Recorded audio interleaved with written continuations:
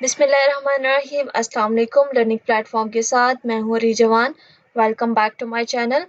आज हमने series start की हुई थी डिसऑर्डर की, दैट इज़ पर्सनालिटी डिसऑर्डर। इसको पर्सनालिटी डिसऑर्डर या डिसऑर्डर का एक स्पेक्ट्रम भी कहते हैं, जिसके अंदर आपको पर्सनालिटी से रिलेटेड डिफरेंट डिसऑर्डर्स मिलते हैं।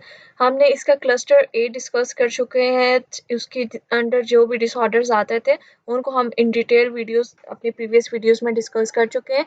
आज हम इसके क्लस्टर बी को डिस्कस करेंगे। उससे पहले हम पर्सनालिटी डिसऑर्डर की डेफिनेशन को रिवाइज करते जाएं, इसको ओवरव्यू करते जाएं कि पर्सनालिटी डिसऑर्डर्स होते क्या हैं। तो उसके लिए आपको पता होना चाहिए जी पर्सनालिटी क्या होती है। पर्सनालिटी बेसिकली आपके पास जो होता है वो मजमुआ होता है कैरेक्टरिस्टिक्स का, कुछ क्वालिटीज का, जो कि इंसान जो जिनका मजमुआ इंसान को एक इंसान से दूसरे इंसान से डिफरेंट करता है। ठीक है, अगर एक पर्सन में कुछ क्वालिटीज हैं तो दूसरे पर्सन में हो सकता है कि वो क्वालिटीज ना हो। उसी बेस पे पर्सन की जो पर्सनालिटी है वो बनती है, उसी बेस पे उन कैरेक्टरिस्टिक्स और उन क्वालिटीज की बेस पे जो पर्सन है वो एक शख्सियत जो है उसकी वो सामने आती है। ठीक है, तो पर्सनालिटी डिसऑर्डर्स क्या होंगे? पर्सनालिटी डिसऑर्डर्स क्या हो सकते हैं? अब वो जो क्वालिटीज जो कैरेक्टरिस्टिक्स हैं वो क्या हो सकते हैं? वो आपका बिहेवियर हो सकता है, ठीक है, आपका बोलने का अंदाज हो सकता है, आपका दूसरों से मिलने का अंदाज हो सकता है, आप इमोशनली किस तरह से रिस्पॉन्स कर सकते हैं वो चीज़ आ सकती है। आप थिंकिंग के कौन से लेवल पर हैं, ये किस तरह से चीज़ों को देखते हैं, आपके चीज़ों को देखने का पर्सपेक्टिव क्या है, ये सारी चीज़ें मिलकर आपकी पर्सनालिटी बना रही होती हैं।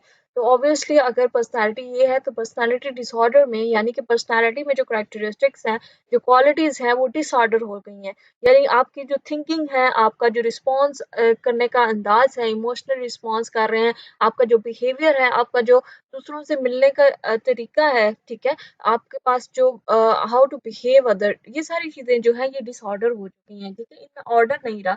जब इनमें ऑर्डर नहीं रहता तो क्या होता है कि जो इंसान की पर्सनालिटी उसमें बिगाड़ पैदा होता है और उसको हम कैटेगराइज करते हैं पर्सनालिटी डिसऑर्डर के अंदर।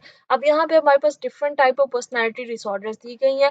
तो एक दफ़ा यहाँ पे इसकी डेफिनेशन क्या है जी? पर्सनालिटी डिसऑर्डर और लॉन्ग टर्म पैटर्न। ये लॉन्ग टर्म पैटर्न होते हैं, ये वो डिसऑर्डर्स होते हैं जिनको आप 18 ईयर से अबव एज में डायग्नोज करते हैं। Our behavior and inner experience that differ significantly from what is expected that affect at least two of these areas। अब जो एरियाज हैं ये 3 एरियाज दिए गए हैं, जिनमें से 2 एरियाज आपके अफेक्ट होंगे, तब जाकर आप इसको पर्सनालिटी डिसऑर्डर डायग्नोज कर सकते हो। और जो स्पेसिफिक आप नाम के साथ अगर डायग्नोज करोगे तो आपको इस चीज़ का पता होना चाहिए कि उसकी क्या स्पेसिफिक क्राइटेरियाज हैं जिसकी बेस पर आप उसको डायग्नोज करते हो।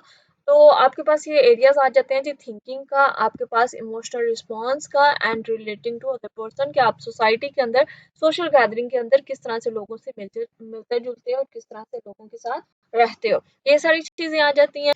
आप क्लस्टर बी पे पर्सनालिटी डिसऑर्डर के जो स्पेक्ट्रम या जो डिसऑर्डर की सीरीज है, इसमें जो क्लस्टर बी है आपके पास, उस ग्रुप के अंदर आपके पास जो लोग पाए जाते हैं वो एरेक्टिक बिहेवियर के मालिक होते हैं। ठीक है, उनमें इमोशनल डिस्टर्बेंस आपको मिलती है और ड्रामेटिक बिहेवियर होता है इनका।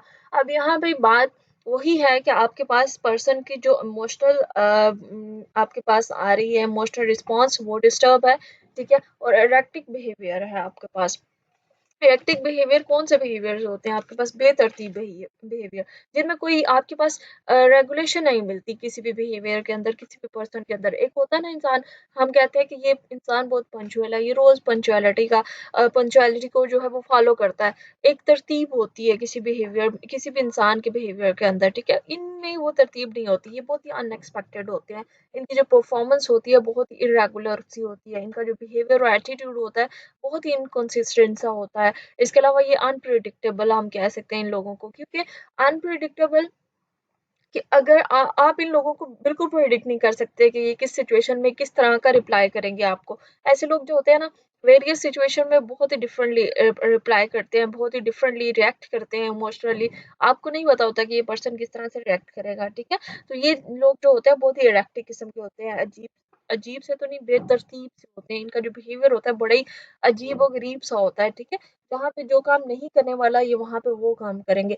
जहाँ पे आप सॉरी एक्सपेक्ट कर रहे हो कि ये पर्सन यहाँ पे ये रिएक्ट करेगा, जहाँ पे उसको गुस्सा आना चाहिए वहाँ पे हो सकता है वो गुस्सा ना करे, ठीक है, लेकिन यहाँ पे नहीं आना चाहिए वहाँ पे हो सकता है वो ज़्यादा गुस्सा करते। तो दे आर बहुत ज़्यादा वेरिएशन होती है इनके बिहेवियर के अंदर, आप इसको प्रिडिक्ट ही नहीं कर पा रहे होते। अच्छा, क्लस्टर बी के अंदर आपके पास क्या आ जाते हैं, 4 पर्सनैलिटी डिसऑर्डर्स आ जाते हैं, जिसमें आपको सबसे पहला डिसऑर्डर मिलेगा एंटी सोशल, जिसको आज हम डिस्कस करेंगे। उसके बाद बॉर्डर लाइन है, हिस्ट्रोनिक है एंड नार्सिसिस्टिक है। आज हम डिस्कस करेंगे जी एंटी सोशल डिसऑर्डर होता क्या है, इसके पीछे कॉजेस क्या है, इसके प्रेवलेंस क्या है, सिम्टम्स क्या है, एंड एट द एंड हम लोग ट्रीटमेंट पे भी बात करेंगे। चलते हैं जी डिसऑर्डर की तरफ। Anti discuss about anti social personality disorder. Anti social personality disorder आपके पास ऐसे डिसऑर्डर्स होते हैं जिनको आमतौर पर यूजुअली जो आम लोग होते हैं वो लोग ये कंसीडर करते हैं कि ये ऐसे डिसऑर्डर्स हैं या ऐसे पर्सन हैं, एंटी सोशल पर्सन पर्सनैलिटी के मालिक ऐसे लोग होते हैं जो कि सोशली इनहिबिट होते हैं, जो सोशली गैदरिंग में जाना पसंद नहीं करते बल्कि सोशली डिस्कनेक्ट होते हैं, ऐसे लोगों को कहा जाता है।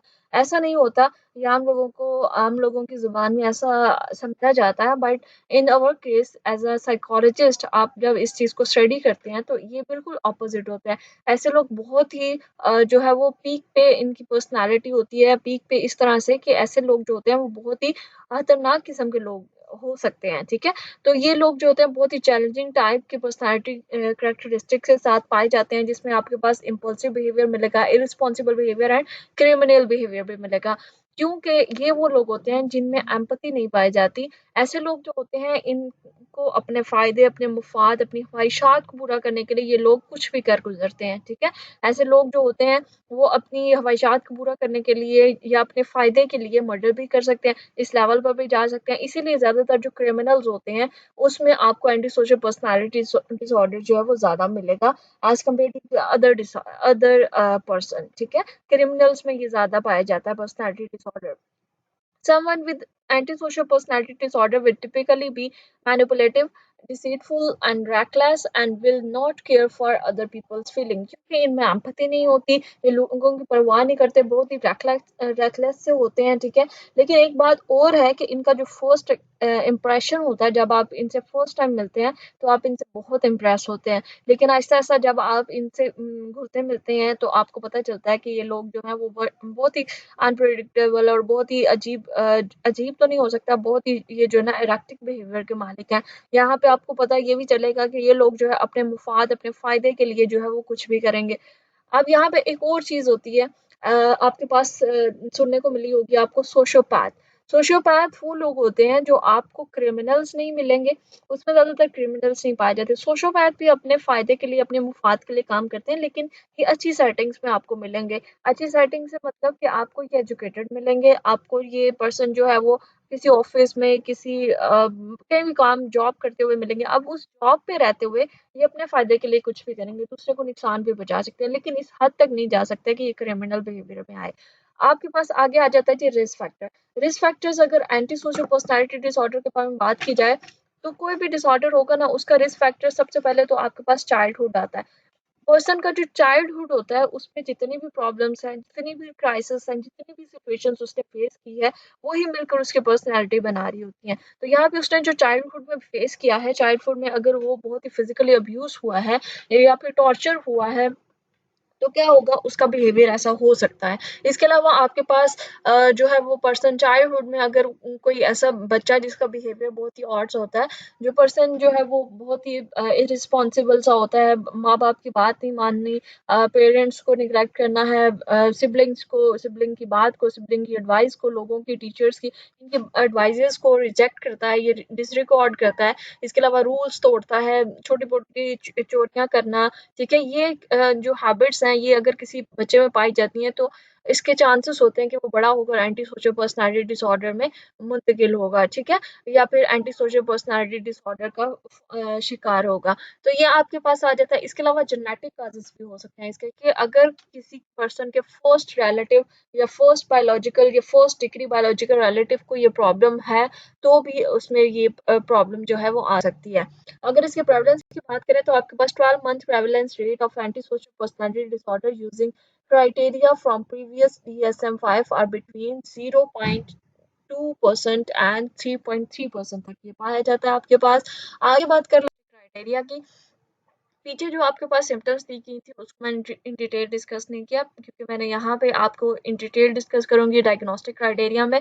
सबसे पहले इसका क्राइटेरिया आ जाता है जी, a progressive pattern of disregard for and violation of the rights of other. अब यहाँ पे वही चीज है कि आपके पास ये डिसरिगार्ड करता हुआ नजर आएगा और वायलेशन करता हुआ नजर आएगा राइट्स ऑफ अदर, दूसरों के जितने भी हकूक है उनको डिसरिगार्ड करेगा, चाहे वो पेरेंट्स हैं, चाहे वो सिबलिंग्स हैं, चाहे उसके रिलेटिव्स हैं या नहीं है, फ्रेंड्स एंड टीचर्स एंड कोई भी हो, उनको डिसरिगार्ड करेगा। इसके अलावा वायलेट करेगा उनके राइट्स को, इसके अलावा रूल्स को भी वायलेट कर सकता है। occurring since the age 15 years as indicated by three of the following। ये जो नीचे आपको सिम्टम्स दिखेंगे ये टोटल 7 है, इनमें से आपको 3 रिक्वायर होती हैं इसको डायग्नोज करने के लिए, 3 आउट ऑफ 7। ठीक है, अब आपके पास सबसे पहली जो सिम्टम है वो है जी failure to conform to social norms with respect to lawful behavior as indicated by repeatedly performing act that are ground for arrest। अब यहाँ पे आपके पास जो बात आती है वो ये है कि ये जो लोग होते हैं ये इनका जो बिहेवियर होता है वो ये होता है कि ये जो सोशल नॉर्म्स होते हैं, हर कल्चर के कुछ ना कुछ नॉर्म्स होते हैं, हर सोसाइटी के कुछ नॉर्म्स होते हैं, हर आपके पास कंट्री के कुछ रूल्स और नॉर्म्स, ये चीजें आ जाती हैं, ये इन चीजों को रिस्पेक्ट नहीं करते। इनका जो बिहेवियर होता है बहुत ही लॉफुल लॉलेस हो सकता है। ठीक है, आपके पास जो लॉज होते हैं इनका जो बिहेवियर होता है वो उस चीज को रिस्पेक्ट नहीं करता। और ये चीज आपको किस तरह से इंडिकेट होगी कि ये लोग जो है वो सोशल नॉर्म्स को रिगार्ड नहीं करते या सोशल नॉर्म्स को रिस्पेक्ट नहीं करते। जब आप इनकी हिस्ट्री लेंगे तो आपको पता चलेगा कि ये बहुत दफ़ा अरेस्ट हो चुके हैं। बहुत सारी चीज़ों में ये जो है वो जेल जा चुके हैं। बहुत सारी चीज़ों की वज़ह से ट्रैफ़िक सिग्नल्स हो गए या इनकी लड़ाइयाँ होगी मोहल्ले में या फिर बहुत सारी चीज़ें हो सकती हैं आपके पास। इन सब चीज़ों को आपके पास मद्देनज़र रखना होगा जब आप हिस्ट्री ले रहे होते हैं। Second thing is deceitfulness as indicated by repeated लाई।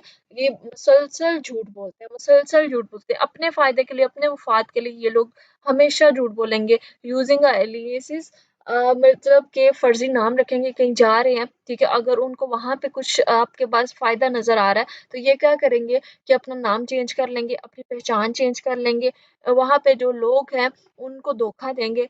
उसके बाद आपके पास आ जाता है कॉनिंग अदर फॉर पर्सनल प्रॉफिट और प्लेयर। अपने पर्सनल प्रॉफिट और प्लेयर के लिए दूसरों को धोखा दे सकते हैं, किस तरह से अपने नाम चेंज करके, झूठ बोलकर। कोई होता ना कि आप ये लोग जो है वो कुछ चीज सेल कर रहे हैं, तो अगर इन्होंने कोई चोरी की हुई है, फॉर एग्जाम्पल कि अगर इसने जो है वो बाइक चोरी की है, बाइक चोरी करने के बाद ये आगे सेल करेगा, तो सेल करते हुए ये क्या कहेगा, एक तो इसने चोरी की, ये आपके पास डिसरिकॉर्ड हो गया। किसी भी सोशल नॉर्म में आपके पास जो चोरी होती है वो किसी भी सोशल नॉर्म्स के अंदर नहीं आती। ठीक है, तो ये एक तो ये चीज होगी चोरी। अब उसने कर ली है, अब वो आगे सेल करेगा, तो सेल कैसे करेगा कि वो क्या कहेगा कि वहां पे झूठ बोलेगा, क्योंकि उसकी डॉक्यूमेंट्स तो उसके पास नहीं होंगे, तो वो क्या करेगा, वो झूठ बोलेगा, वो अपने नाम चेंज कर लेगा, अपना नाम चेंज करके बेचेगा ताकि मुझे कोई पकड़ ना सके। ठीक है, उसके बाद आपके पास ये एक किस्म का धोखा ही हो गया, क्योंकि उसने अपने प्लेयर के लिए, अपने प्रॉफिट के लिए ये काम किया है। उसके बाद इम्पल्सिविटी और फेलियर टू प्लान अहेड। अब यहाँ पे आपके पास आ जाता है कि बहुत ही जल्दबाज होते हैं और जल्दी जल्दी अपने काम को सर अंजाम। Irritability and aggressiveness as indicated by repeated physical fight or assaults। अब irritable और aggressiveness तो सब में आता है, लेकिन इनकी जो पहचान होती है कि आप इनको किस तरह से पहचान कर सकते हैं, इनकी जो पहचान होती है वो ये होती है कि ये फिजिकल फाइट और रिजल्ट्स में बहुत ज़्यादा इन्वॉल्व होते हैं। ये दूसरों पर हमला कर देना और छोटी छोटी बात पर जो है वो दूसरों को मारना पीटना, फिजिकल फाइट करना, और इसकी वजह से फिर क्या होगा कि इस तरह की सिचुएशन होगी, तो इस तरह की सिचुएशन के अंदर ये बार बार जेल आते जाते रहेंगे। उसके बाद आपके पास आ जाता है reckless disregard for safety of self and other. अब यहाँ पे लापरवाह किस्म के ये लोग होते हैं, बहुत ही लापरवाह किस्म के, ना तो इन्हें अपनी जान की परवाह होती है, ना ही इन्हें दूसरों की जान की परवाह होती है। बहुत सारी मूवीज में मैं कहूँ तो इस पर्सनालिटी के ऊपर बन चुकी हैं। ठीक है, और इसके अलावा बहुत सारे टॉपिक्स, बहुत सारी आपके पास रिसर्चेस भी पड़ी हुई हैं, आप उनको जाकर स्टडी कर सकते हैं। और उसके बाद आपके पास आ जाता है जी consistent irresponsibility as indicated by repeated failure to sustain consistent work behavior or honor financial obligation। अब यहाँ पे क्या आ गया आपके पास कि इररिस्पॉन्सिबल होते हैं। इररिस्पॉन्सिबल क्या मतलब कि इनको कोई रिस्पॉन्सिबिलिटी का कोई एहसास नहीं होता कि हमारी भी कोई रिस्पॉन्सिबिलिटी बनती है, हमने भी कोई काम करना है, हमने भी घर के किसी काम में पार्टिसिपेट करना है, या हमने भी जो पर वो काम कर रहे हैं उसमें पार्टिसिपेशन करनी है, या फिर कोई हमारी ज़िम्मेदारी बनती है। इनको कोई परवाह नहीं होती। जहाँ पे इनको अपना फ़ायदा नज़र आएगा ये वहाँ पे जाएँगे। उसके बाद आपके पास आ जाता है जी lack of remorse as indicated by being indifferent और rationalizing having hurt, mistreated or stolen from other। अब यहाँ पे इनको कोई गिल्ट नहीं होता, कोई गिल्ट नहीं होता क्योंकि इनमें लैक ऑफ एम्पैथी होती है। ये चीज़ मैं आपको पहले भी बता चुकी हूँ, ये जो कोई काम करते हैं, इनको कोई गिल्ट नहीं होता। ऐसे लोग जब क्रिमिनल्स जब इंटरव्यू के लिए भी आते हैं तो वो चीज़ ये बोलते हैं कि हमें अपने किए पे कोई पछतावा नहीं है, ठीक है? इस तरह के लोग होते हैं, इनमें कोई गिल्ट नहीं होता, कोई एम्पैथी नहीं हो पाई जाती। ये चीज़ें आपके पास देखने को मिलेंगी। आ जाता है जी criteria B the individual is at least age 18 year there is evidence of conduct disorder with onset before age 15। अब ये जो डिसऑर्डर है कंडक्ट डिसऑर्डर, एक तो ये आपके पास आपको पता होना चाहिए कि बिफोर 15 ईयर्स यानी कि बच्चों में ज़्यादा मिलता है। अब बच्चों का बिहेवियर मैंने बताया था जो कि डिसरिकॉर्ड करते हैं, डिसरिस्पेक्ट करते हैं अपने पेरेंट्स को, अपने टीचर्स को, अपने जो बड़े होते हैं उनको, और इसके अलावा छोटी-छोटी जो चोरियाँ करना या इस तरह के बिहेवियर्स में इन्वॉल्व होते हैं, ये कंडक्ट डिसऑर्डर के अंदर आते हैं। क्योंकि हम जो पर्सनैलिटी डिसऑर्डर डायग्नोज करते हैं वो आफ्टर 18 करते हैं। एक चीज़ और आती है conduct disorder and difference between the आपके पास anti social personality disorder, that is कि जो कंडक्ट डिसऑर्डर के अंदर लोग पाए जाते हैं, ये क्लाइंट, ये पर्सन पाए जाते हैं, उनको उनका जो बिहेवियर है वो चेंज किया जा सकता है क्योंकि उनको सॉरी उनको आपके पास जब लेके आते हैं तो आप उनकी थेरेपी कर सकते हैं, आप उनकी टॉक थेरेपी के ज़रिए उनके माइंड को, उनके बिहेवियर को चेंज कर सकते हैं क्योंकि वो ऑन सेट उसमें पर्सनालिटी डेवलप नहीं हुई होती। पर्सनालिटी आपके पास आफ्टर 18 आप उसको डायग्नोज करते हैं, 18 ईयर की ऑन सेट पे आपकी पर्सनालिटी जो वो डेवलप होती है। तो बिफोर डेवलपिंग अ पर्सनालिटी अगर आप उसको चेंज कर पाते हैं, कर सकते हैं, अगर आपको पता चल जाता है पेरेंट्स को, तो वो पेरेंट्स जो हैं उनको लाजमी तौर पर जो है वो कंसर्न करना चाहिए और साइकोलॉजिस्ट के पास लेकर जाना चाहिए ताकि ऐसे बच्चों की जो है वो आप वहीं से जो साइकोथेरेपी है वो स्टार्ट हो जाए। अगर वहाँ से स्टार्ट हो जाती है तो बच्चों का जो बिहेवियर है वो चेंज हो सकता है और काफ़ी कम चांसेस फिर पाए जाते हैं, या फिर कह सकते हैं कि इसके चांसेस कम हो जाते हैं कि ये आगे चलकर एंटी सोशल पर्सनैलिटी डिसऑर्डर का फॉल करेंगे, ये शिकार होंगे। Then the last diagnostic criteria is the occurrence of antisocial behavior is not exclusively during the course of schizophrenia or bipolar disorder। अब यहाँ पे जो बाइपोलर डिसऑर्डर के पर्सन होगा वो भी आपके पास जो है वो अनप्रिडिक्टेबल पर्सनालिटी के साथ पाया जाएगा। और शिज़ोफ्रेनिया को भी हम ऑलरेडी डिस्कस कर चुके हैं, बाइपोलर को भी डिस्कस कर चुके हैं। आप वहाँ जाकर मेरी इन डिटेल वीडियोस देख सकते हैं मेरे चैनल के ऊपर, और लिंक भी मैं इसका शेयर कर दूंगी शिज़ोफ्रेनिया एंड बाइपोलर डिसऑर्डर का ट्रीटमेंट पे। उसके बाद हम बात इसका जो ट्रीटमेंट होता है वो साइकोथेरेपी से किया जा सकता है एंड मेडिकेशन से किया जा सकता है। पहले मैंने बता दिया है कि इसका ट्रीटमेंट बहुत ही चैलेंजिंग होता है, बहुत ही मुश्किल होता है क्योंकि यहाँ पे एक पर्सनालिटी बन चुकी है, पर्सनालिटी डेवलप हो चुकी है। लेकिन अगर इनका जो ट्रीटमेंट किया जाता है वो आपके पास आ जाता है जी साइकोथेरेपी, और दूसरी आपके पास आ जाती है जी मेडिकेशन। अब साइकोथेरेपी में आप इसकी सीबीटी कर सकते हैं, इसके अलावा आप इसकी डीबीटी कर सकते हैं, ठीक है? दोनों इसकी जो थेरेपीज हैं ये यूज कर सकते हैं। And on the other hand if we talking about medication, इसकी कोई आपके पास स्पेसिफिक मेडिकेशन नहीं मिलती। यहाँ पे आप इसको पर्सन को एंटी डिप्रेसेंट दे सकते हैं।